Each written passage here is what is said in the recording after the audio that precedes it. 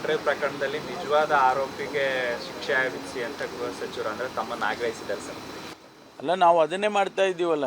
ನಿಜವಾದ ಆರೋಪಿ ಯಾರು ಮತ್ತು ಈಗ ಪ್ರಜ್ವಲ್ ಇದರಲ್ಲಿ ಪಾತ್ರ ಏನೇನು ಪಾತ್ರ ಇದೆ ಅನ್ನೋದನ್ನೆಲ್ಲ ತನಿಖೆ ಮಾಡಬೇಕು ಅನ್ನೋ ಕಾರಣಕ್ಕಾಗಿ SIT ಮಾಡಿದ್ದು. ಏನೋ ಗಾಳಿನಲ್ಲಿ ಗುಂಡು ಹೊಡೆದಾಗೆ ಯಾರ್ಯಾರ್ದೋ ಹೆಸರು ಹೇಳೋದು ಅಗತ್ಯ ಇಲ್ಲ. ತನಿಖೆ ಆದಮೇಲೆ ನಮಗೆ ಗೊತ್ತಾಗುತ್ತೆ ನಿರ್ದಿಷ್ಟವಾಗಿ ಇಂಥವರೇ ಕಾರಣ, ಇಂಥವರೇ ಹಂಚಿದ್ರು ಪೆನ್ ಡ್ರೈವನ್ನು, ಇಂಥವರೇ ಮಾಡಿದರು, ಅದೆಲ್ಲ ಗೊತ್ತಾಗಬೇಕಲ್ಲ. ಈಗ ನಾವು ಕ್ರಮ ತಗೊಳ್ಳೋದು ಈಗ ತನಿಖೆ ಆಗ್ತಾಯಿದೆ. ತನಿಖೆ ಆಗೋದಕ್ಕೆ ಮುಂಚೆನೇ ನಾವುಗಳು ಹೇಳಿಕೆಗಳನ್ನ ನಾವು ಕೊಟ್ಟರೆ ಅದು ತನಿಖೆಗೂ ಕೂಡ ತೊಂದರೆ ಆಗ್ಬೋದು.